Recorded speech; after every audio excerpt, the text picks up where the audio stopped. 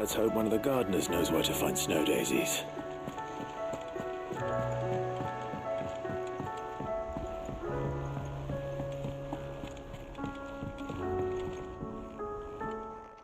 Vivian. I found it. The book you lost.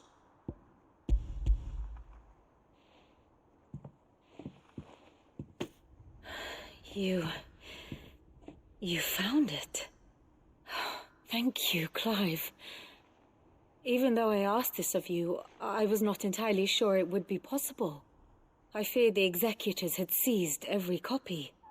I met with one of these executors, and I convinced him to let me keep it.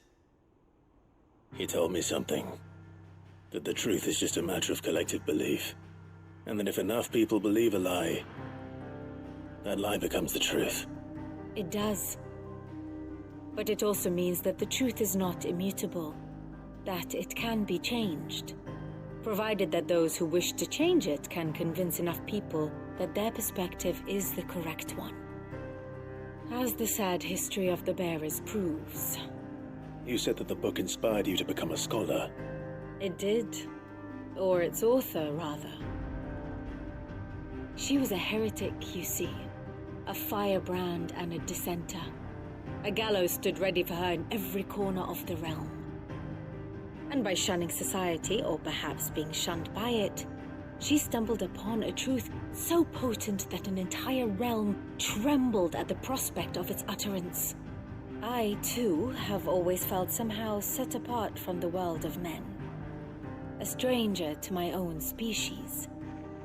She taught me that my solitude was not a curse, but a gift. And that, though my journey to the truth might be a lonely one, what I found at my destination would be more than worth the cost. Do you still feel that way? That you're not one of us? Honestly, I'm not entirely sure anymore. Since coming to the hideaway, I find my thinking somewhat clouded. Perhaps the result of studying mankind from a rather closer perspective than I had intended. But the more I study, the more I find value in this perspective.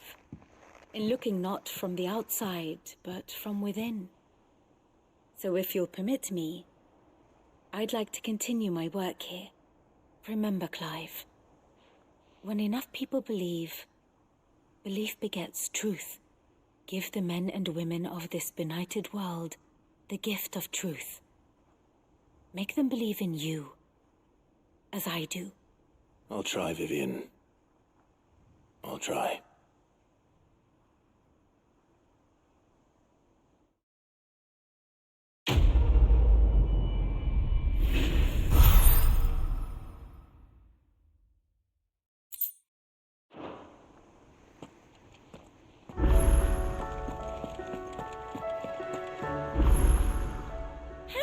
Help you today, Clive?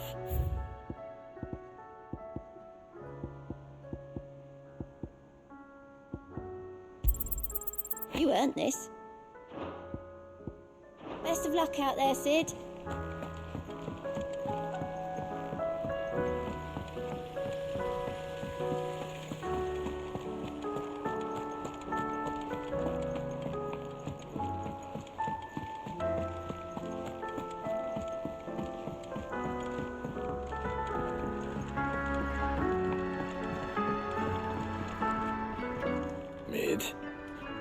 Tell me this is all you need.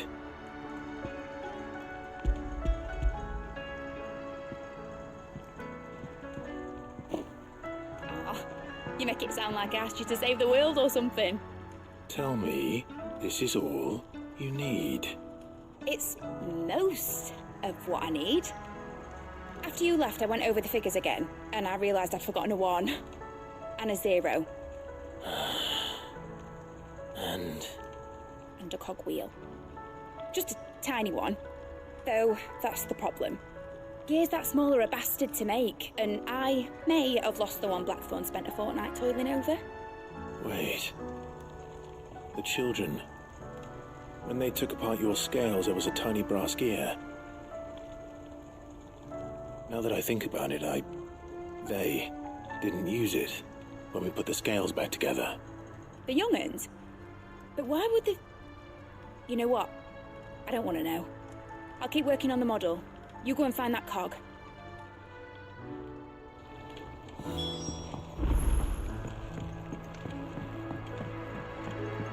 Has Midadol mentioned a new project yet? Sid! Is Mid still hiding from us?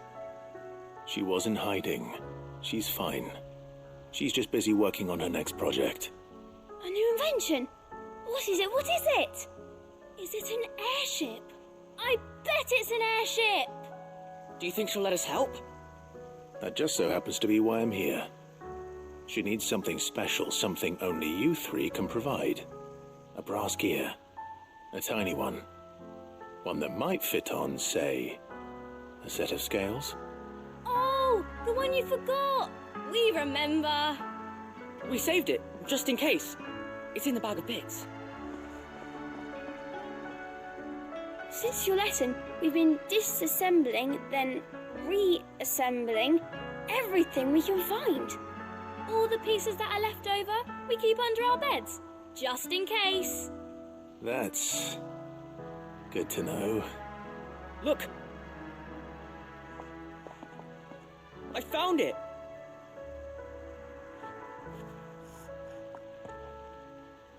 Is that all? Just the gear? We have more parts if Mid needs them. That's all for now. But I'll let Mid know about your hoard. Just in case. Thanks, Sid.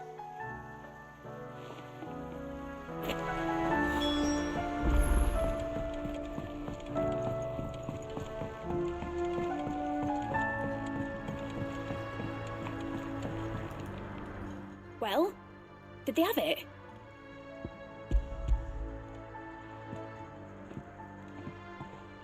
They did. And they kept it somewhere nice and safe. Will it work? Will it work? It's perfect! You're a genius, Clive. What exactly are you going to use it for? Only the most important job of all. The wings aren't going to move on their own. But with the right cog in the right place... Well, you just wait and see.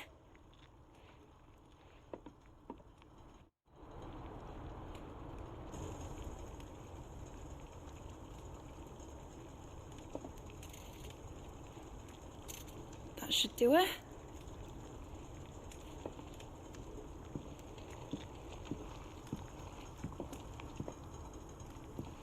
Here goes nothing.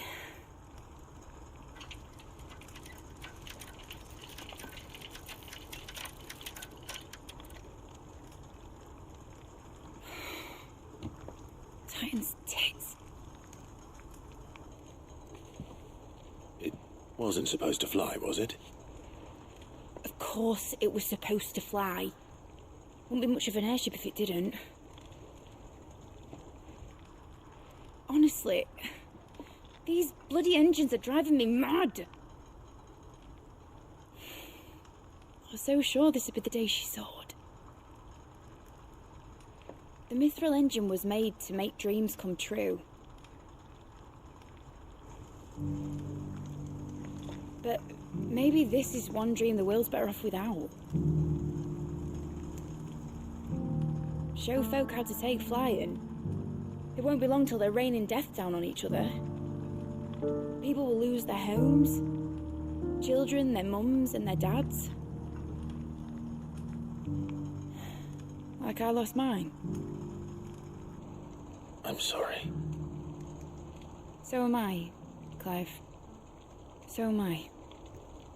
Sorry that I have to choose. Do I follow my head, or do I follow my heart?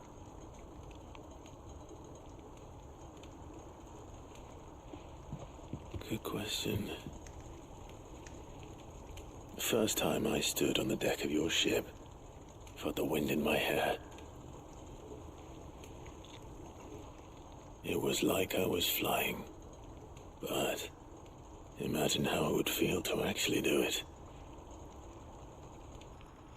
My dad always said there were two ways of living life. Chasing a dream or shuffling to your grave. And he were right. Right about a lot of things. Not that I like to admit it. People need dreams to chase. Especially in a world like this.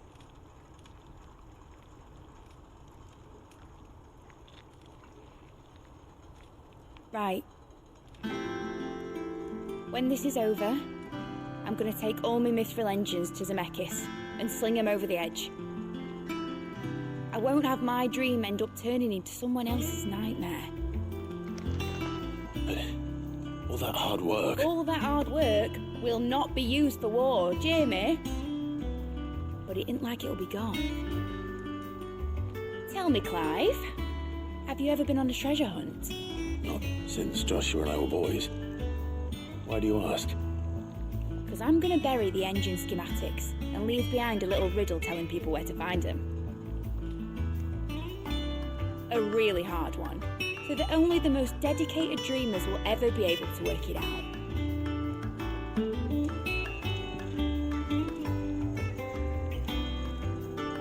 Ooh, I can picture it now. Some daft general squinting at the words with a gormless expression on his mug. Like that one, yeah. Right.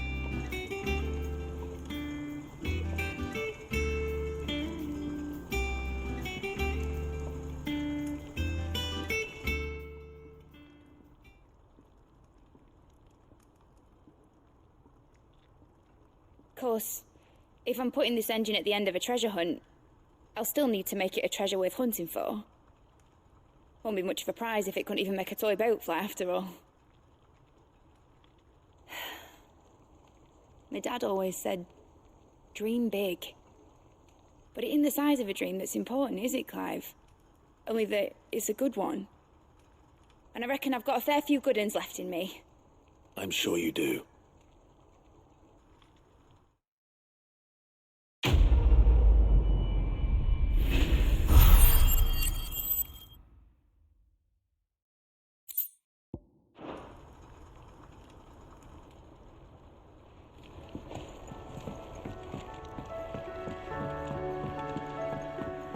Has Midadol mentioned a new project yet? Whatever should I write next?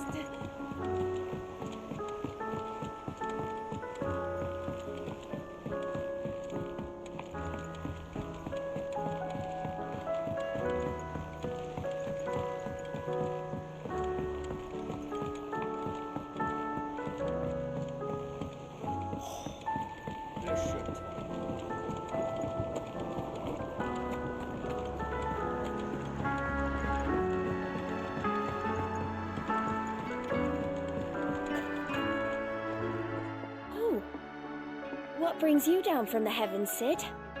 I need your advice. Joshua and I are looking for a place where snow daisies grow. Preferably in abundance.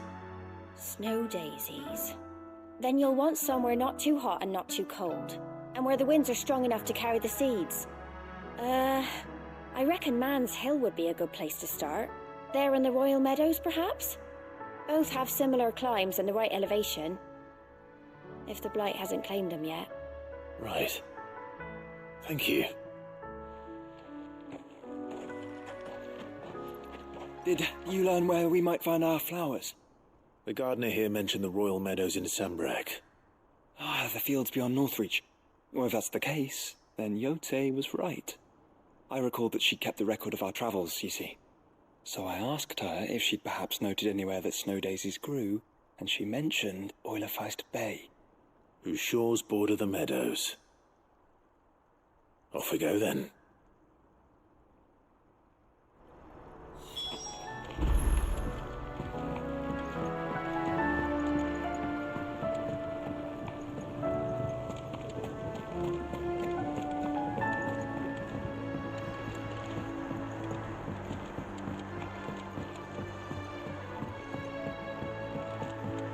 Say what you will. Lady Karen has seen our sheep. Trouble with your gear, or What do you want?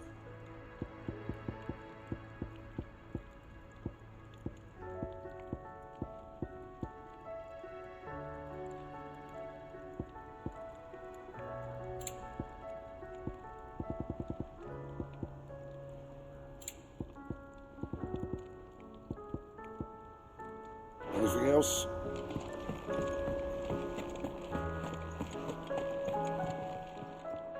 Aye, it's a dangerous world out there. Rubbing me blind, you know. It'd better all be here.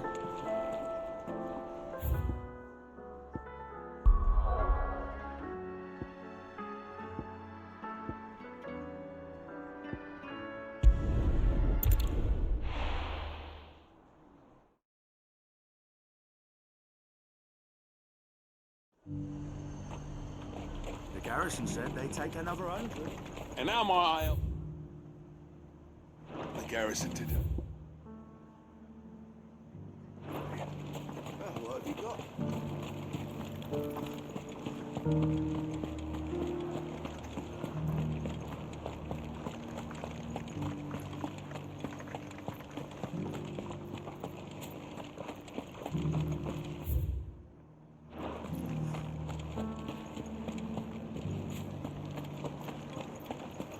Looks like you've got a thirst.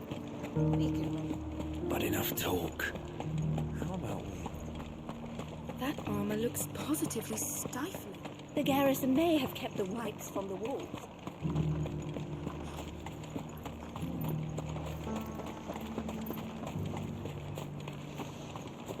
Do be careful. I will.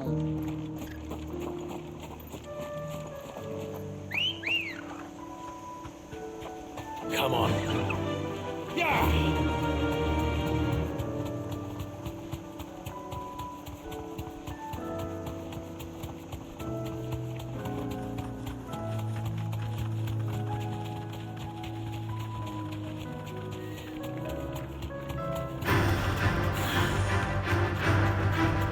Meadows are vast. Where do we even start? Yote mentioned the coastline. We can start there.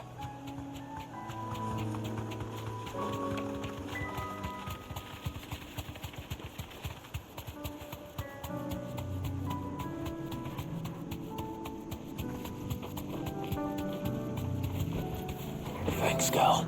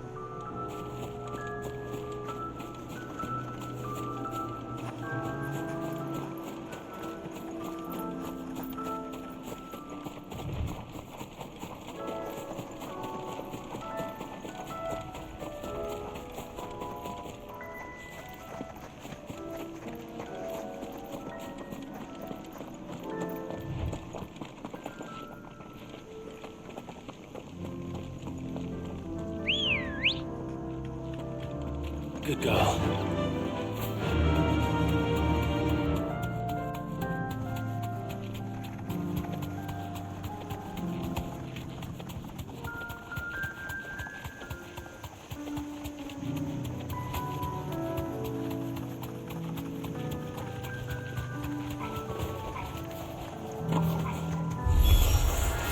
Brother. You see them? And our friends.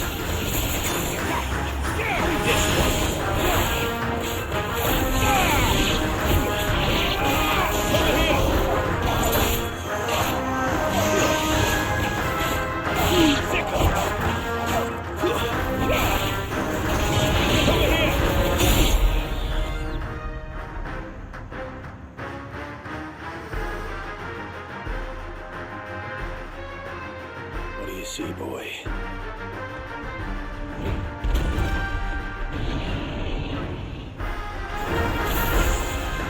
Let's hope this is the last one. Only one way to find out. This one.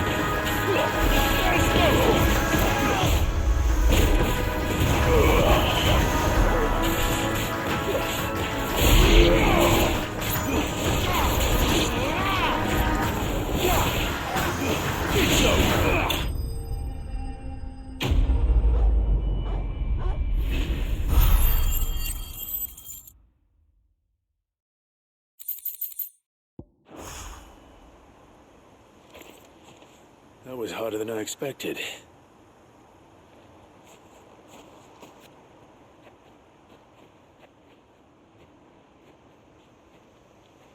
But found her. It was worth it. They're beautiful. Do you think Jill will like them? She'll love them. Come on. Let's go.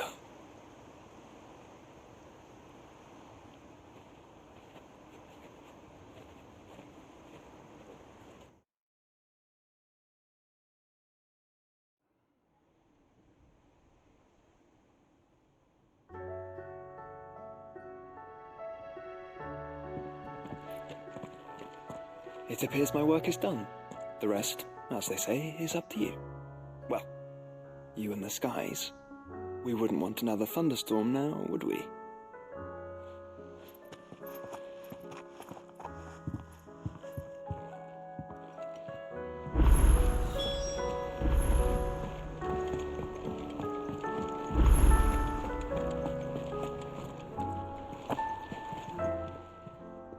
Clive. Go on then. It's rubbing me blind, you know.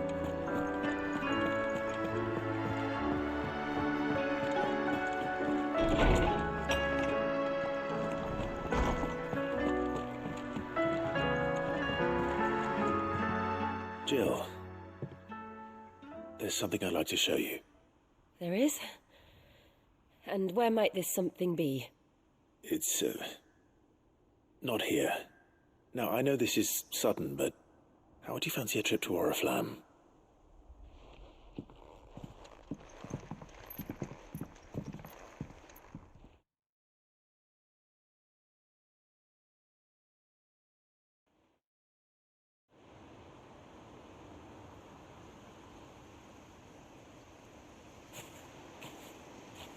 There are so many. This is what you wanted to show me.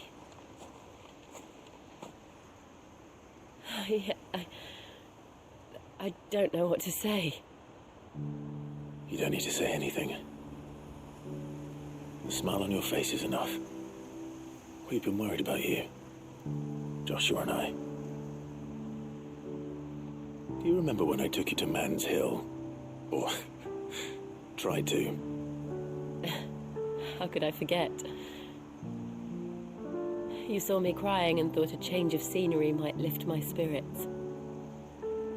In the end, it earned me a nasty cough and a stern scolding from your mother. But I felt wonderful nonetheless. I'm sorry. I had no idea what I was getting us both into. But I couldn't bear to see you like that. Before we left, my chambermaid told me she'd overheard your mother talking about my marriage prospects with some of the noblewomen at court. They were debating whether it would be more profitable to marry me off to one of the high houses instead of saving me for the ducal line. No one thought to ask me what I wanted. I was nothing to them. A pawn at best. I felt so trapped, so lonely. I didn't know. But I wasn't alone. You were there, your hand in mine as we ran for those oaks.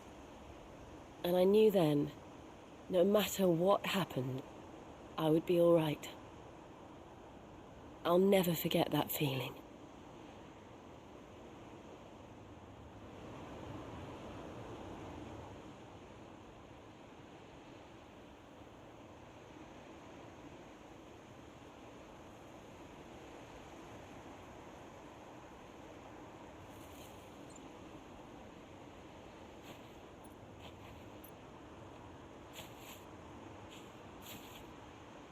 Before we broke camp, the morning after the storm, do you know what I did? No? What? I slipped away from my governess to climb the tor. And from there I saw a sea of petals, all reaching for the sun. And I realized that no matter how terrible the night, dawn would always come.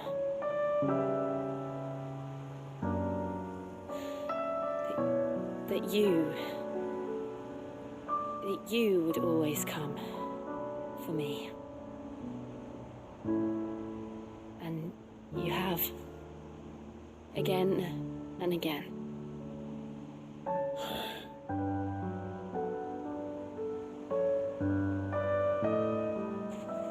Where do you see us? When all this is over?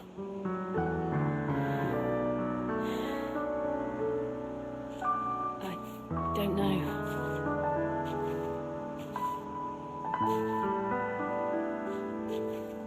Not here, though. I think I've outgrown the twins.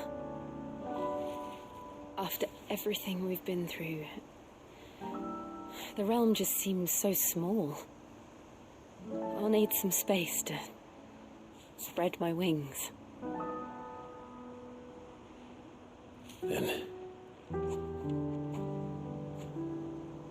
that's what you'll have.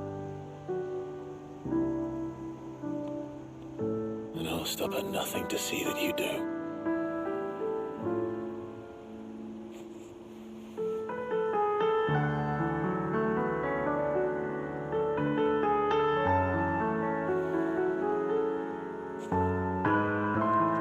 I never was much good at garlands, but it'll have to do. I'll treasure it forever. Thank you, Clive.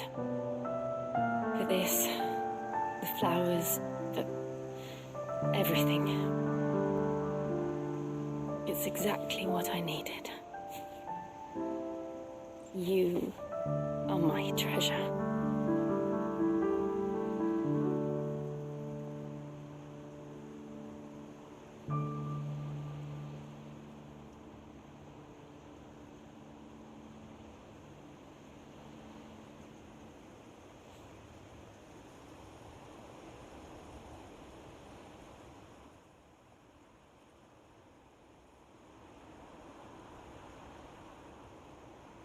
We should probably be getting back. I expect the others are wondering where we are. You're right. There's still much to do. And we'll do it together.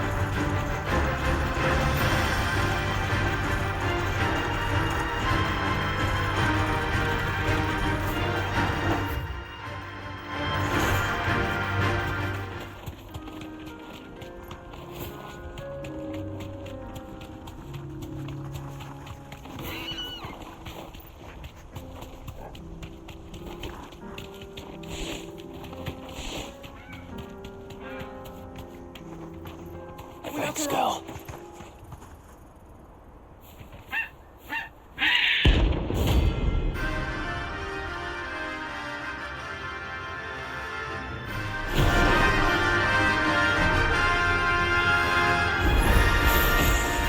That's like no possible I've ever seen. Something tells me it won't be easy to break it. Get him! This one! Over here!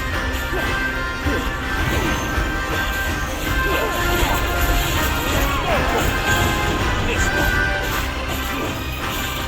Over here! There's more!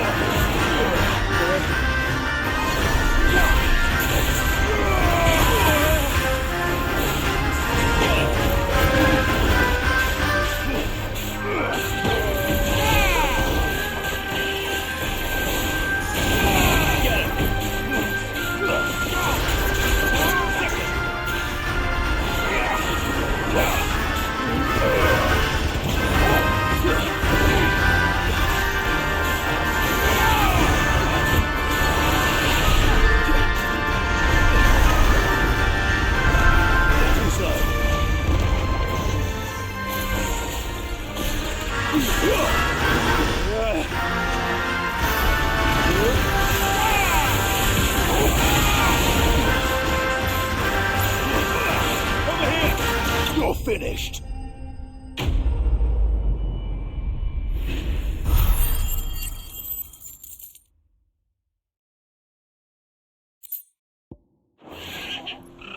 Poor beast. There was nothing I could do.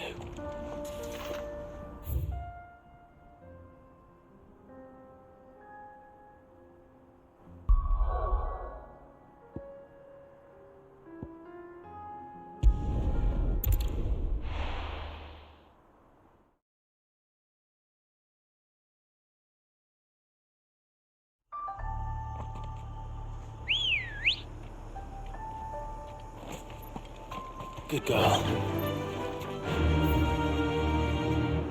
Faster!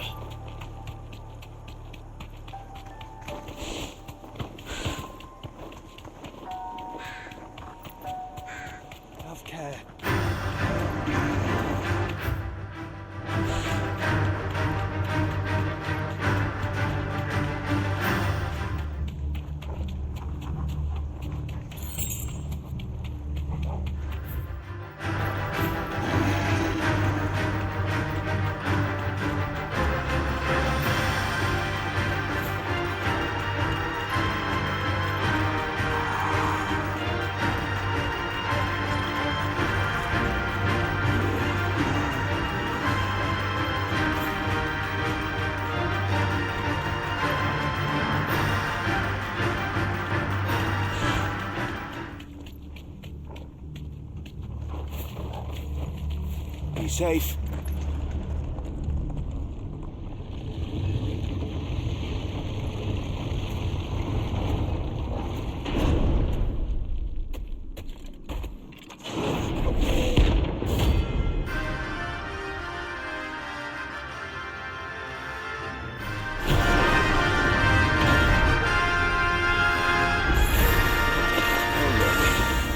It's the king of the castle.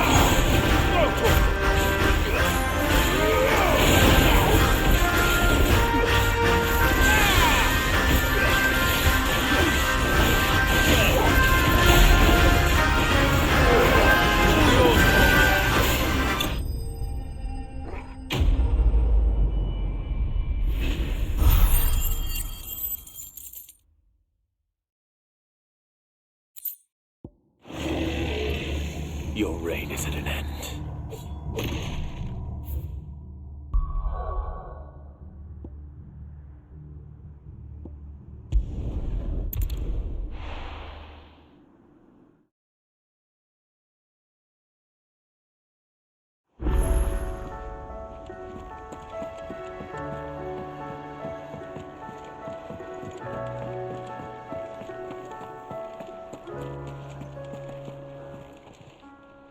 Still alive, are you? Go on, then. It's rubbing me blind, you know. So what do I owe the honour? What do you want? No scratches, right?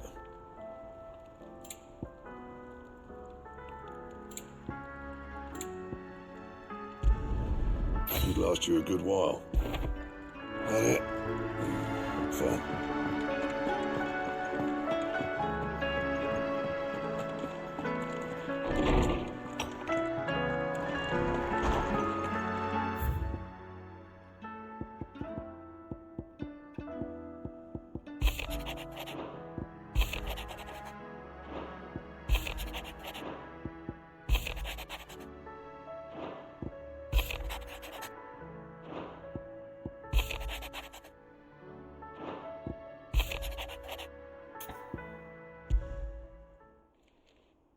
It's usually me making demands of Harpocrates.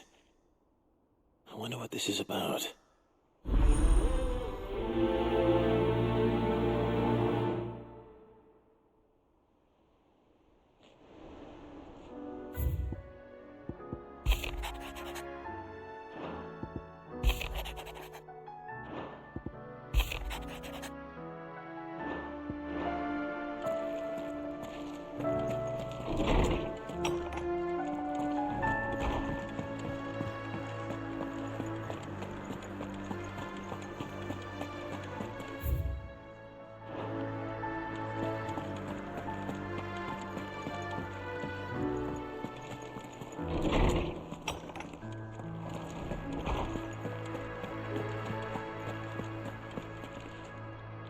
Lawsman Harpocrates. I received your note. Ah, yes. I expect you're wondering what this is all about. You spoke of making amends with Dion, but I can't imagine what for. Then I should begin by telling you that I was once his tutor. This was some years ago, of course, before I joined Sid in his hideaway. At that time, I was counted among the foremost scholars of Oriflamme, and was accordingly invited to the palace to supervise the young prince's education, all to ensure that the future emperor had a firm grounding in, well, everything an emperor should. History, religion, commerce, government. Alas, our time together was cut short when Dion left to join the Dragoons, his studies no longer being deemed necessary. I had not expected to meet with him again, least of all here. Have you spoken with him? No, I have yet to find the right moment. His Highness always seems so preoccupied, especially when alone. I would not wish to disturb his ruminations with idle words of greeting, not when I know he dwells upon the evil Ultima had him commit in the Dominion. The guilt weighs heavily on him, I know. But as you say, that was Ultima's doing. Surely you can't blame yourself. When I first met him, it was not guilt, but his people's expectations that weighed heavily upon him, and I did nothing to ease that burden. He bore it alone, until the day he could not bear it any longer. It is one of my greatest regrets that I only ever offered him my wisdom, when what he truly needed was friendship.